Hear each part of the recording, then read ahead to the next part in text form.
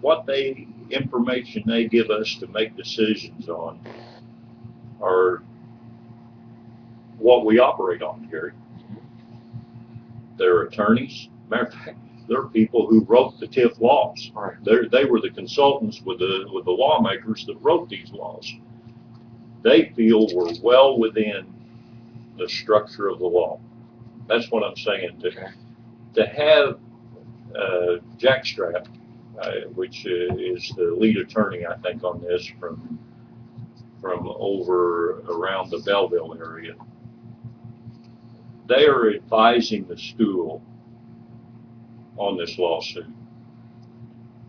It looks like to me, when you look at Aaron, Carterville, Marion, Johnson City, the same law firm who, represent, they're probably taking about $1 million a year out of Williamson County in legal fees. I think,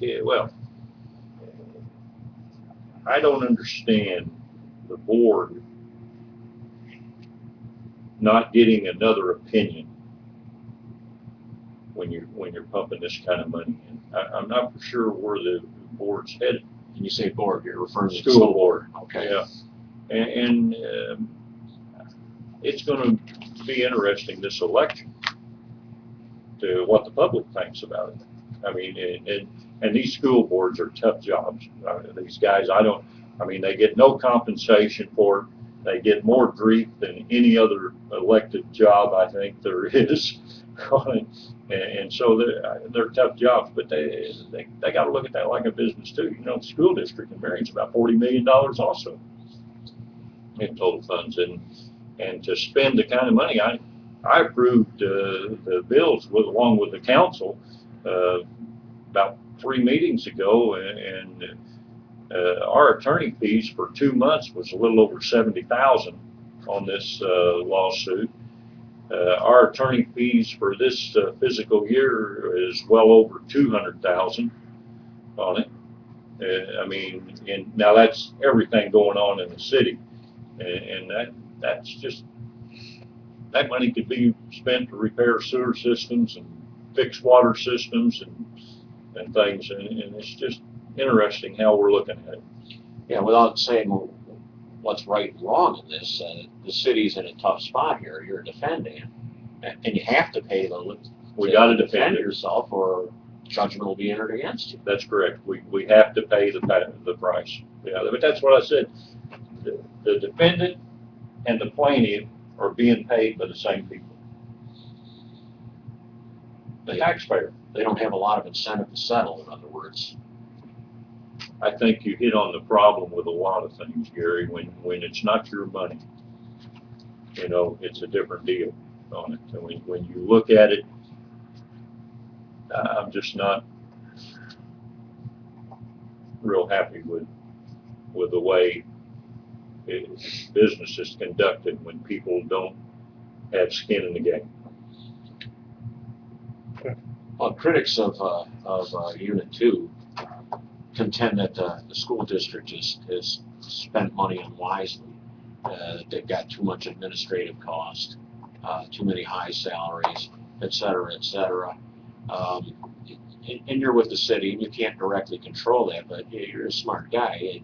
What's your take on it? Know about that. What's your take on it? Well, when I studied their numbers and their budgets and things, you look where the monies went to. You look at the amount of money they've raised their tax levy on the tort fund. Just take a look at it. Don't take my word. Just go look at it and look at how they're redirecting the money within the system. I mean, everybody. The biggest thing that happens, Gary, and it don't matter whether it's you or me. The problem we have. All these issues are so complex that very few people will take the time needed to study them and understand them. It's not a simple thing. And if anybody wants the numbers, I got a file on my desk that's about that big on Marion Unit 2. Their tax numbers going back and their levies and everything else that where I studied it. Matter of fact, Matt Dawkins gave me a book to read on how the schools are funded, and it's interesting. And they don't, the numbers that they said they were losing, we proved that they weren't losing that number through state aid and different things. So there is a percent that's less than what they would get if they were getting 100%. But when you get 100% of nothing, it's kind of like the star bonus. I mean, all that tax money is available and everything, and all that money will go to the schools. But hey, guys, there's nothing built there yet, and until the day that it happens, there's no new money available for the schools. Well, I think they all forget that. It's tough. Hindsight's 20/20. Foresight's pretty short in a lot of things. But you know, politics is run by knee-jerk reactions. It's not run out of good, solid business plans. And it's like the sewer department. The guys at the sewer department have a 20-year plan in place for replacing. Before I went there, they didn't have a 2-year plan in place on it. I mean, because we know what capital expenditures we're going to face down the road, and we know what we've got to think about funding.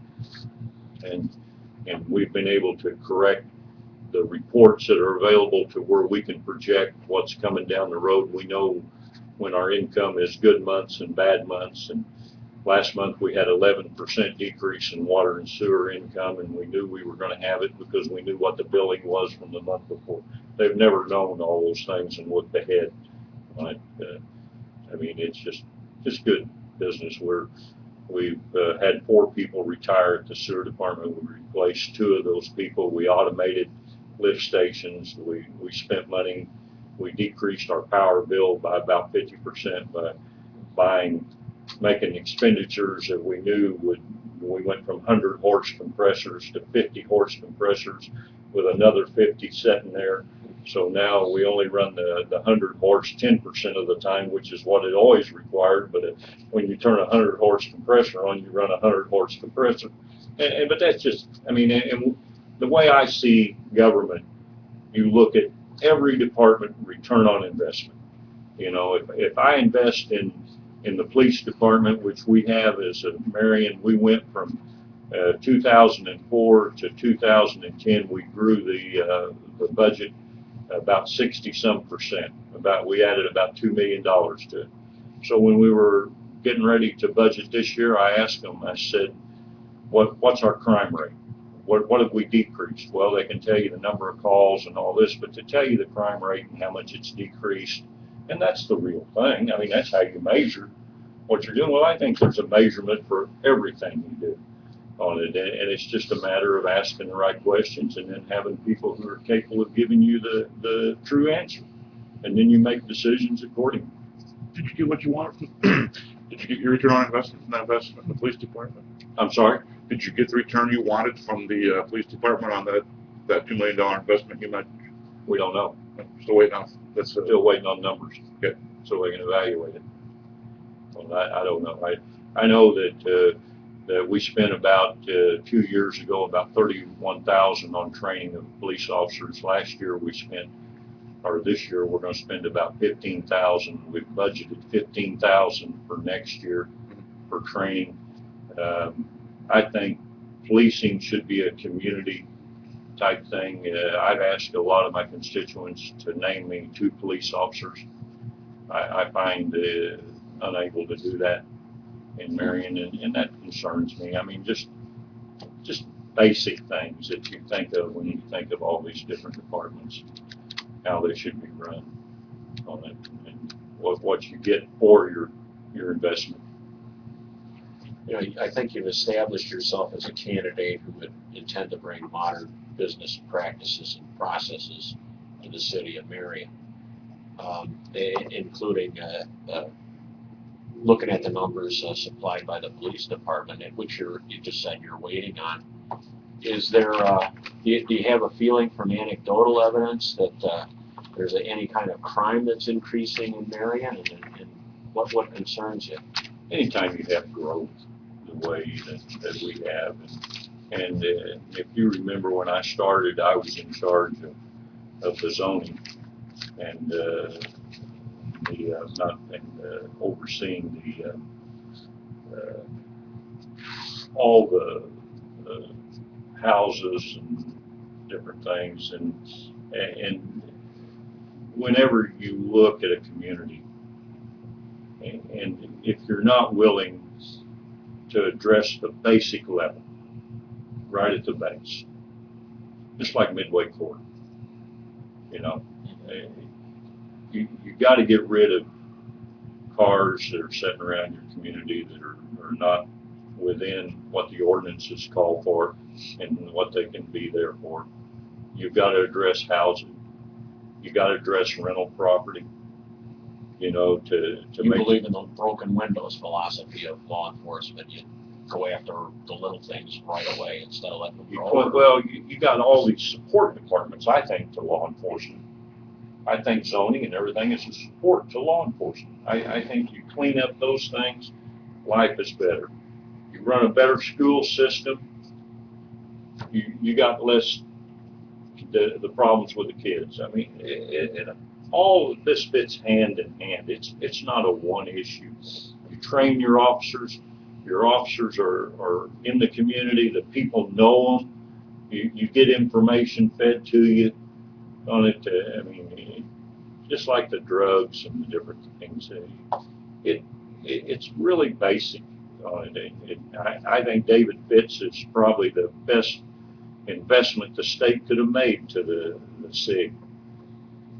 And I've worked with SIG before I ever got on the council on it in the drug things in my part of town. And I think that citizens should work with them and supply information, because the best thing a citizen can do if drugs are being sold in your neighborhood is have a throwaway camera and take a few pictures and pass it on to SIG. Give them the camera, and you'd be surprised what happens. They move out of your area. You know? So I mean, they're just basic things we can do. Now, is it correct that you're a strong supporter of the STAR project and the destination development? Oh, no question. If anything fits Southern Illinois, it's tourism. That thing, if we can put 2 million cars on Morgan Avenue, you know what that does for our wine industry? You know what that does for the Giant City Park? You know what it does for the motels in all the towns around Southern Illinois? I mean, this is huge. You talk about supporting our businesses and things that'll happen. But the STAR, when you study this thing, that's getting ready to change the shape of retail. When you think about a major retailer sitting in Southern Illinois, and people driving to that retailer, which is the whole deal, and instead of being, I mean, this, and I understand why retailers are really looking at it. I mean, we've got several doing market studies. I mean, trying to understand it, because you're getting ready to change the process of retailing the way it's done in America today with this type of thought. I mean, this is, and Kansas City did it out in the suburbs there, and when you look at the head count within the driving distance, I mean, we've got the head count. When you look at Indianapolis and St. Louis and Memphis and Nashville and the south side of Chicago and everything, and we have the interstate system, and then when you bring them to Southern Illinois, I mean, we've got what it takes. We've got Giant City, we got Garden of the Gods. When people find out about us, it's going to make a difference. It's huge. So we just pray that this thing comes together. But the clock's ticking now. Remember when we formed that district, it started that day on it. So the quicker we can get development going, the better. And that's why I think we had to go ahead and spend the $8 million on that interchange out there. I think it's just a must. Is there any chance in your mind that this STAR thing just won't develop? Oh, no, I think there's such good incentives there and everything, and I'm not for sure just how it'll look. You understand what I mean? Mhm. We got all the books and the